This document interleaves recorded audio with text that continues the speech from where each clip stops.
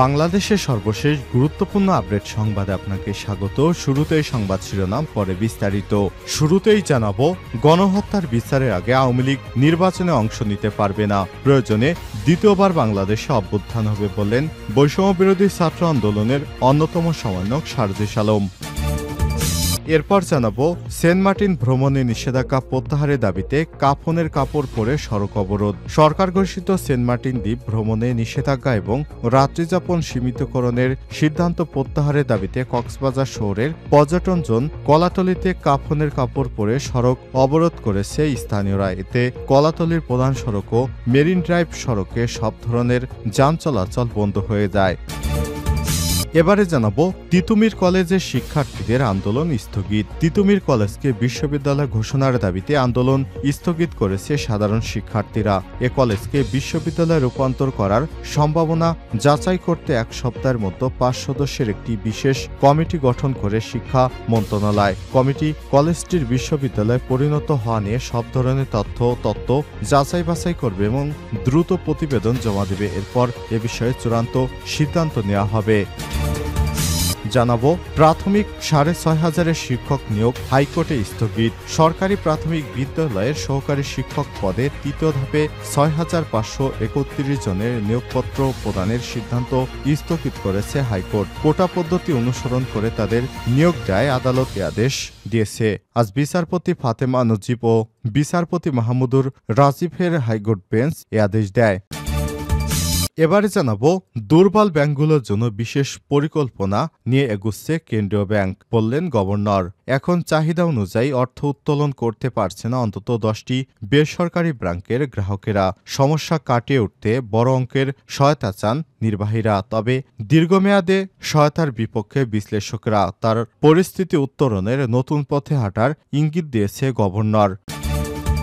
এবং সর্বশেষ জানাবো, হাইকোর্টের 3 বিচারপতির পদত্যাগ করেছে হাইকোর্টের 3 বিচারপতি। 3 বিচারপতি হলেন বিচারপতি সালমা মাসুদ চৌধুরী, বিচারপতি কাজী রেজা উল হক, বিচারপতি একেএম জহিরুল হক। আজ আইন বিচার বিভাগের বিচার শাখা 4-এর সচিব আবু তাহের স্বাক্ষরিত এক প্রজ্ঞাপনে এসব তথ্য জানানো হয়েছে। প্রিয় দর্শক, এতক্ষণ শুনছিলেন সংবাদ শিরোনাম, এবারে বিস্তারিত। তবে তার আগে বন্ধুরা, অনুরোধ থাকবে সংবাদটিতে একটি লাইক দিন। এই চ্যানেলে আপনি নতুন হয়ে থাকলে আমাদের সংবাদটি দেখতে দেখতে চ্যানেলটি সাবস্ক্রাইব করে রাখুন, যাতে করে বন্ধুরা আমাদের পরবর্তী লেটেস্ট আপডেট সংবাদগুলো সবার আগে আপনার কাছে পৌঁছে যায়। কমেন্ট করে আপনার মূল্যবান মতামত জানিয়ে দিন। এবারে বিস্তারিত। গণহত্যার বিচারের আগে নির্বাচনে আওয়ামী লীগের অংশগ্রহণ নয়, প্রয়োজনে দ্বিতীয় গণ অভ্যুত্থান। গণহত্যার বিচারের পূর্বে আওয়ামী লীগকে কোনো নির্বাচনে অংশগ্রহণ করতে দেব না, প্রয়োজনে দ্বিতীয় গণ অভ্যুত্থান হবে বলে জানিয়েছেন জুলাই স্মৃতি শহীদ ফাউন্ডেশনের সাধারণ সম্পাদক সারজিস আলম। আজ মঙ্গলবার 19 নভেম্বর দুপুরে সোশ্যাল মিডিয়া ফেসবুকের ভেরিফাইড অ্যাকাউন্টে এক পোস্টে এসব কথা জানান তিনি। এদিকে তার এই পোস্টে কিছুক্ষণ পরই আওয়ামী লীগের পুনর্বাসন নিয়ে কথা বলেছে বৈষম্য বিরোধী ছাত্র আন্দোলনের অন্যতম সমন্বয়ক হাসনাত আব্দুল্লাহ। তিনি ফেসবুক ভেরিফাইড অ্যাকাউন্টের এক পোস্টে লিখেছেন, ছেলেদের রক্তের উপর পা রেখে দিল্লিকে কিবলা বানিয়ে ক্ষমতার মসনদে যার আকাঙ্ক্ষা জনগণের মুক্তির নিয়তের সঙ্গে বিশ্বাসঘাতকতা। আওয়ামী লীগ পুনর্বাসনের জন্য যারা উদ্যোগ নেবে তাদেরকে ইতিহাস গণশত্রু হিসেবে চিহ্নিত করবে। এ সময় তারা আরও লিখেছেন, জুলাই গণ অভ্যুত্থানে স্পিরিটকে যারা ধারণ করে, যারা গণ অভ্যুত্থানে গণমানুষের আশা আকাঙ্ক্ষার প্রতিফলন ঘটাতে চায়, তারা 24 পরবর্তী বাংলাদেশে আওয়ামী লীগের বিচার নিশ্চিত করার দাবি ছাড়া আওয়ামী লীগ নিয়ে রাজনৈতিক অঙ্গনে আর কোনো দ্বিতীয় বক্তব্য দিতে পারে না। এর আগে সোমবার 18 নভেম্বর অন্তর্বর্তীকালীন সরকারের যুব ক্রীড়া মন্ত্রণালয়ের উপদেষ্টা আসিফ মাহমুদ সজীব ভুইয়া এক আলোচনা সভায় বলেন, আমরা এখন সরকারের পক্ষ থেকে আওয়ামী লীগকে নিষিদ্ধের কথা বলি, তখন রাজনৈতিক দলগুলো তাদের বক্তৃতা সেটি বাধা দেওয়ার চেষ্টা করছে। আসিফ মাহমুদ আরও বলেন, 1945 সালে জার্মানির ফ্যাসিস্ট নাৎসি পার্টিকে যদি নিষিদ্ধ করা হয় এবং সেই দল এখনো নিষিদ্ধ রয়েছে, আর সেখান থেকে আমাদের বোঝা উচিত যে আওয়ামী লীগের পরিণতি কেমন হওয়া উচিত। সোমবার রাতে 10:30টার দিকে জাহাঙ্গীরনগর বিশ্ববিদ্যালয়ের মুক্তমঞ্চে অনুষ্ঠিত নবীন চোখ ও গণ অভ্যুত্থান আগামীর বাংলাদেশ শীর্ষক এক আলোচনা সভায় এসব কথা বলেন যুব ও ক্রীড়া মন্ত্রণালয়ের এই উপদেষ্টা। সেন্ট মার্টিন ভ্রমণ নিষেধাজ্ঞা প্রত্যাহারের দাবিতে কাফনের কাপড় পরে সড়ক অবরোধ। সরকার ঘোষিত সেন্ট মার্টিন দ্বীপ ভ্রমণে নিষেধাজ্ঞা এবং রাত্রিযাপন সীমিতকরণের সিদ্ধান্ত প্রত্যাহারের দাবিতে কক্সবাজারের শহরের পর্যটন জোন কলাতলিতে কাফনের কাপড় পরে সড়ক অবরোধ করেছে স্থানীয়রা। এতে কলাতলির প্রধান সড়ক এবং মেরিন ড্রাইভ সড়কের সব ধরনের যান চলাচল বন্ধ হয়ে গেছে। মঙ্গলবার ১৯ নভেম্বর বেলা 11:30টার দিকে ২ সহস্রাধিক মানুষ কলাতলি ডলফিন মোড়ে অবস্থান নেয় এবং দুপুর ১:০০ পর্যন্ত তাদের সড়ক অবরোধ অব্যাহত থাকে। সরেজমিনে গিয়ে দেখা গেছে বিভিন্ন ধরনের ব্যানার ফেস্টুন দিয়ে কলাতলির প্রধান সড়কের ডলফিন মোড় এবং আশপাশের স্থানে অবস্থান নিয়েছে অবরোধকারীরা। এ সময় অনেকেই কাফনের কাপড় পরে সড়কে শুয়ে থাকতে দেখা গেছে। কেউ বসে দাঁড়িয়ে প্রতিবাদ জানাচ্ছে, আবার কেউ বিচ্ছিন্নভাবে বিক্ষোভ মিছিল করছে। আন্দোলনের সমন্বয়ক আব্দুল মালেক জানান, এ আন্দোলনে অংশ নিতে সেন্ট মার্টিন থেকে সহস্রাধিক নারী পুরুষ এসেছে। পর্যটন শিল্পের সঙ্গে সংশ্লিষ্ট কক্সবাজারে বিভিন্ন স্তরের মানুষও অংশগ্রহণ করেছে। বিক্ষোভকারীরা সেন্ট মার্টিনে ভ্রমণ নিষেধাজ্ঞা এবং রাত্রিযাপন সীমিতকরণের সিদ্ধান্ত প্রত্যাহারের দাবিতে সড়ক অবরোধ করেছে।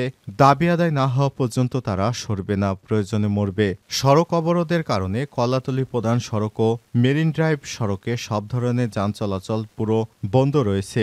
সেনাবাহিনীর একদল ও পুলিশের একটি দল ঘটনাস্থলে গিয়ে অবরোধকারীদের বোঝানোর চেষ্টা করে এই সড়ক অবরোধ তুলে নিতে আহ্বান জানায়, কিন্তু আন্দোলনকারীরা তাদের আহ্বানে সাড়া দেয়নি। সেন্ট মার্টিন দ্বীপ পরিবেশ ও পর্যটন রক্ষা উন্নয়ন জোটের চেয়ারম্যান শিবলুল আজম কোরেশি বলেন, ছাত্রছাত্রী, দিনমজুর, কুলি, শ্রমিক, মৎস্যজীবী, চাকরিজীবী, তরুণ উদ্যোক্তা, পর্যটন ব্যবসায়ী, ট্রান্সপোর্ট এজেন্সি ব্যবসায়ী, হোটেল ও রিসোর্ট মালিক সহ সব শ্রেণী পেশার মানুষের প্রবল আপত্তি অগ্রাহ্য করে সরকার সেন্ট মার্টিন দ্বীপ ভ্রমণে নিষেধাজ্ঞা এবং রাত্রিযাপন পর্যটন যাতায়াত সীমিত করার আত্মঘাতী সিদ্ধান্ত নিয়েছে, যার ফলে ইতিমধ্যেই হাজার হাজার মানুষ বেকার হয়ে পড়েছে। স্থানীয় বাসিন্দারা জীবন ও জীবিকা নিয়ে উদ্বিগ্ন হয়ে পড়েছে, ফলে আর্থিক বিপর্যয় দেখা দিয়েছে। ছাত্রছাত্রীরা তাদের লেখাপড়া ও ভবিষ্যৎ নিয়ে শঙ্কিত, তাই বাধ্য হয়ে তারা রাস্তায় নামতে বাধ্য হয়েছে।